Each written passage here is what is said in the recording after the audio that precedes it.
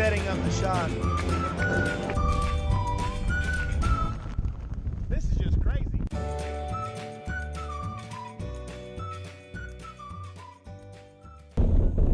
Back off to my west, there's actually a great shot from what I can sneak through the trees as far as seeing with my eyes. The way that the clouds are coming over top of the mountains to the west is just, and they're folding over, really dramatic sky, and it would be a great shot, except this is what you see is trees. Every now and then I can catch a glimpse, but there's no way to put a camera through it and see what you're, you know, see what I see back there. But that's just, you know, if I was over on the other side of the gorge and would have had time to hike up to the top of Table Rock, we could have got the shot. But it's just not gonna happen the way it is now. And now, as far as what my plans are, based on the weather this morning, is I'm gonna hike down to the bottom of the gorge tomorrow and stay the night down there. And then in the morning I'm gonna hike up, go to the other side of the gorge to Table Rock, and reach the summit of Table Rock and shoot some there, hike back down, and then head home on Wednesday. Today's Monday. So I don't know if that's the way it's going to play out. Like I said, the weather can change. We are in the summertime, or, you know, verge of summertime, so storms can pop up anytime that you didn't realize they were. We'll see. I got time to get to the overlook. I don't know if I got time to get a good shot, if my light's gonna be gone. I've got the medium format out to see if we can come up with something there. With a good contrasty sky. Be nice to expose, you know, a little bit of film. But I do have time to get there. And if not, I've got the D750. I can adjust exposure and ISO and not have to worry about noise and still get some shots. And don't know if they'll be any good, but we'll get something so you can see what it looks like from here. I don't think I'm going to have a chance to properly introduce you to Linville Gorge. So I'm going to quickly introduce you, and we'll do the full introductions a little bit later. But this is the gorge, also known as the Grand Canyon of the East. I've got the camera set up on the mountaintop here with the clouds behind it. Metered, it's at f2.8. It's far enough in the distance that 2.8 I can have a sharp image throughout that part, but at 2.8 it'll be 1/40th of a second, and I'm at 1/30th on here. I don't have a 40th on the shutter, but we're going to get that shot. Hopefully the clouds are going to move behind the mountaintop here, so I can get a little bit better dynamic shot on it in a little bit. But I do want to at least get one shot of this on this film, set the scene and show you what this is going to look like. I'm going to get this out of the way. I'm going to hold you over. Hopefully you can see that. If not, I'm going to cut this part out. But I mean, just you can see the cloud moving. I just don't know if I'm going to have time for it to get back there where I can do something with the medium format camera or not. While we're waiting here, the flat back here in the back, that's below the cloud, that not this first ridge but the further back, that is Brown Mountain, and there is a mysterious phenomenon that happens there called the Brown Mountain Lights. My wife and I have seen them twice, both on Brown Mountain and in the gorge here, which the gorge lights are actually a different phenomenon, but people relate them the same. And back in the early 1900s, when they were coming through this area, the United States Geological Society looked at it to find out, gosh, see how the cloud is turning white at the top. In fact, it just moves over. That'll be a tremendous shot. But the U.S. Geological Society, they were blaming on everything from swamp gas, I mean methane gas that would light up and burn out, to trains. But it so happened that, and I can't remember the guy's name, but the leader of the expedition back that way is a town where the trains were coming through, and they said it was reflections from the train lights, where there was a massive flood that came through a rainstorm, and it just, demolished the train tracks. That very night they saw the lights again. When they reported it, that's when they found out the train didn't run. So that kind of put that out. Well, a professor at Appalachian State a couple years ago, I think, put basically security cameras facing toward Brown Mountain, and in hopes of capturing the lights. And it was 9 months or so, and I don't think he had a single image show up. And then all of a sudden they ignited, and he had several days in which the lights were just bouncing all over the mountain. To this day they still don't know what it is, but do a search on it. It's rather interesting. The old tale is that there was a huge battle between two tribes of Indians that came through the gorge here in Brown Mountain, and the lights are the widows of the Indian warriors that fought, looking for their husbands. But it really is cool. And I mean, you can see the gorge here is just, it's not the Grand Canyon, but for the East Coast it's something really, really special. It's one of my favorite places. And during the fall, when all this green is reds and oranges and yellows, it's unbelievable. I got a few shots once the clouds move behind the mountain peak over here. They're really lighting up way back right now. And I'm working with film, so I don't have instantaneous feedback, and that's something I have to get used to as well. But ended up taking 5 shots, and I'm looking forward to seeing how it comes out on the film. Now, some more about the gorge here.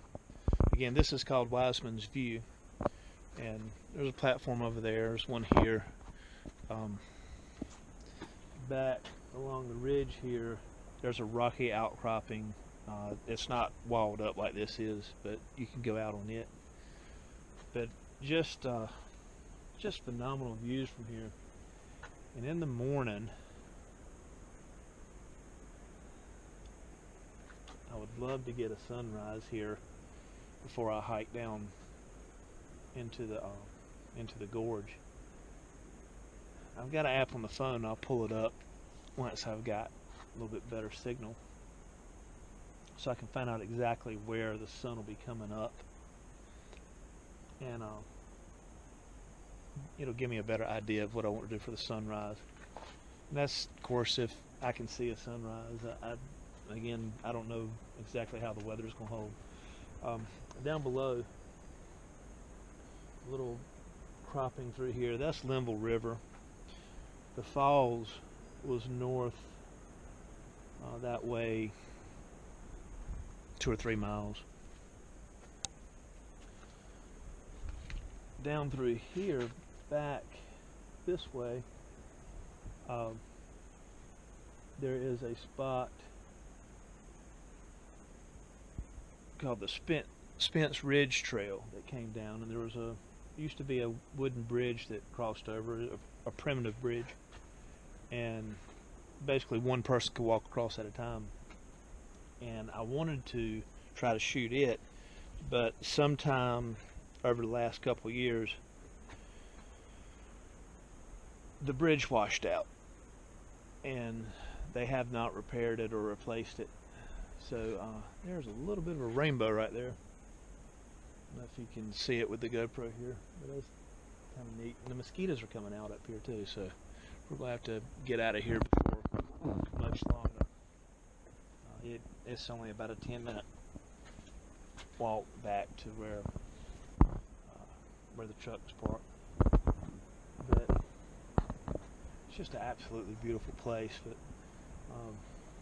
we've got the chimneys back over here, Table Rock, Hawksbill. Back over here, and I can't really see it from here.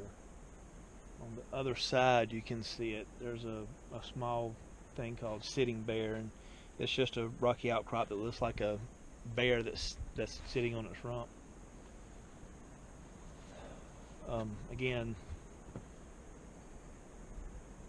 you can see why we get the name Blue Ridge Mountains through here, with the blue tint of the mountains back there. And of course we've got Brown Mountain.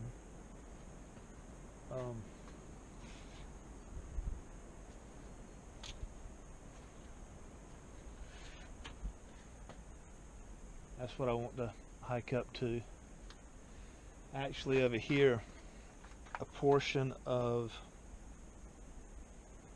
the Mountain to Sea Trail comes along the ridge and goes by the mountain top there and keeps following along. But anyway, the mosquitoes are starting to get kind of bad, so we're going to go ahead and hike back.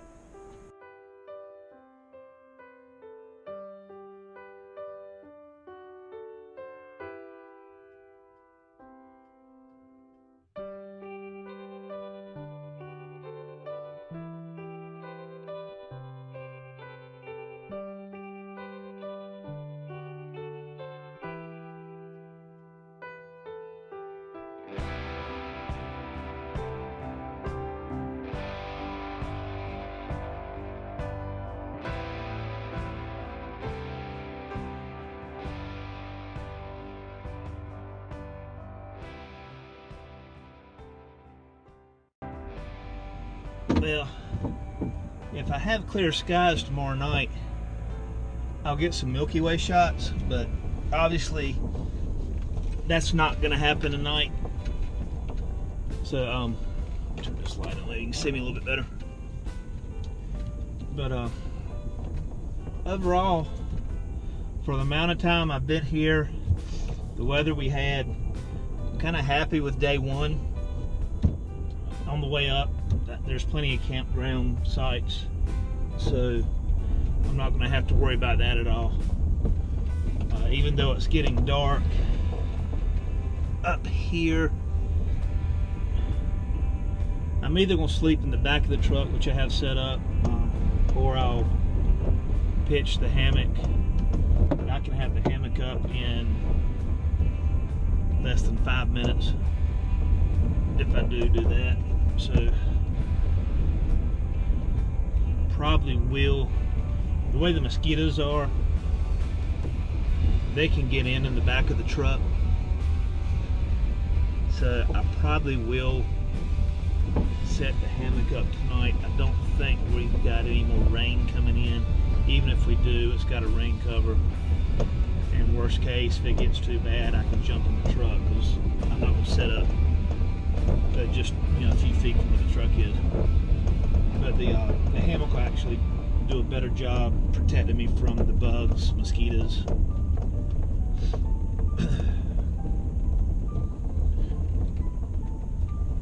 And I'll show you that. I'll show you that setup when I get to the campground.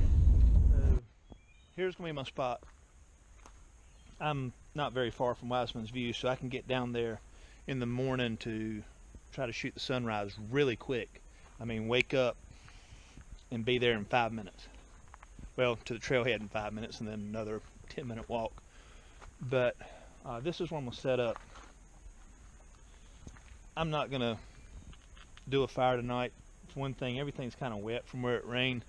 I've got a little single burner that I'm gonna cook some supper on in a little bit. I don't have the packets of food like you can buy at REI or whatever. I basically make servings of mashed potatoes. I can get an 8-ounce bag of mashed potatoes where all you have to do is add water, no milk, and that is good for 8 servings, which, if that's what I'm eating as a meal, cuts it down to 4 servings. But it only costs $1.32, where I can buy, you know, some other meal that I add water to for $8. I mean, I can eat an 8-ounce steak for $8. So, but this is going to be where I'm going to camp tonight. I think I'm going to pitch the tent, or not the tent, I'm going to pitch the hammock, this tree, and this tree. If not, I'll set it up over there, but I think I'm going to try to set it up right here. With it being, again, a weeknight, tonight's Monday night, shouldn't be a whole lot of traffic going back and forth on the road here, especially late, where like it would be on a weekend. I've been out here on the weekends, and cars coming up and down at, you know, midnight, and a lot of that's got to do with the Brown Mountain lights as we get into the fall, because you can't see them until it's dark. But I'm going to set this camera down and let you see see how fast I can throw this hammock up. This is the Hennessy Expedition asymmetric zip hammock, which zip means it's got a zipper that separates the bug mesh and the actual hammock. The bug mesh is actually sewn in to the hammock, so it's one piece, it's not a slide over. And it also has a rain cover. In this bag is my entire camp. It's got the straps, the hammock, the rain fly, bug net. I mean, you got all of it. So compact, like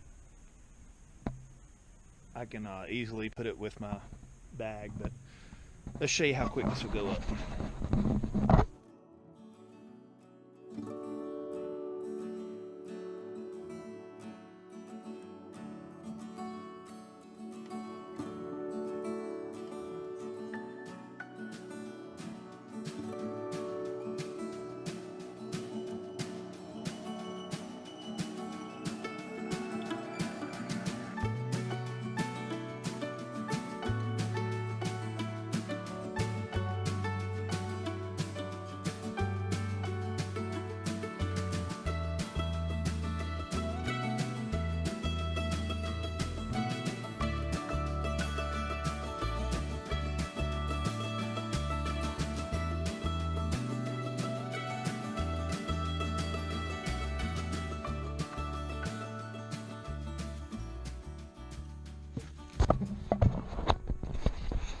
And that's it. Throw a couple stakes down for the rainfly, but I'm up. You know, I've only been out here for less than half a day, but I actually put in close to 3 miles of hiking with my camera gear. and it's not really not bad. So I'm gonna fix me something to eat. Mashed potatoes. And then I'm gonna climb into the hammock over there, see if I can find out exactly what time the sun's gonna break, and exactly where it's gonna break at in the morning, so I can figure out my best plan of attack for that shot.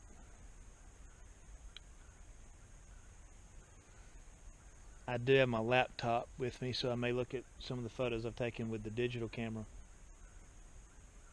with the Nikon D750.